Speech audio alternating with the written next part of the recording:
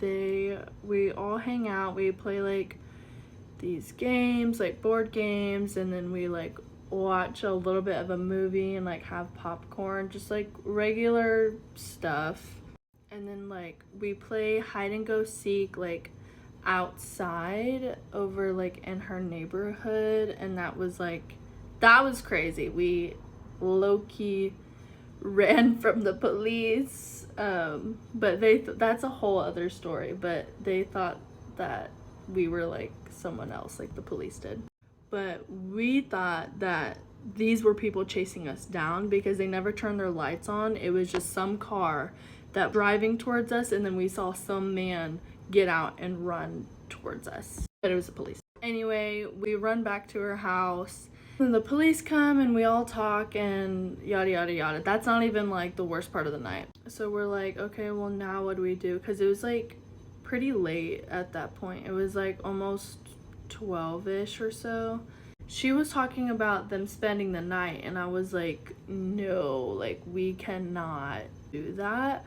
But then they were like, well, we can't find a ride anywhere. They didn't want to ask if her parents could take them home for some reason. So we decided to play hide and go seek inside.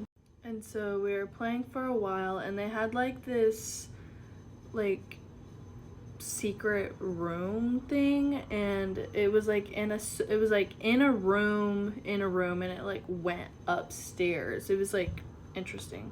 But so I go in there because I knew about it, and it was like an old like playroom for the girl that lived there. And I go in there because I knew about it. And so I'm just literally just sitting in there, and I'm like, I have the best spot ever. Like nobody is about to find me. And one of the guys follows me up in there. And so we're just literally sitting there, like kind of talking, not really. It's like quiet because we're waiting for people to find us. And no one was finding us. But I guess, I'm assuming that it was the guy that did this because this has never happened before. But the door to get into the room was locked. I did not know this.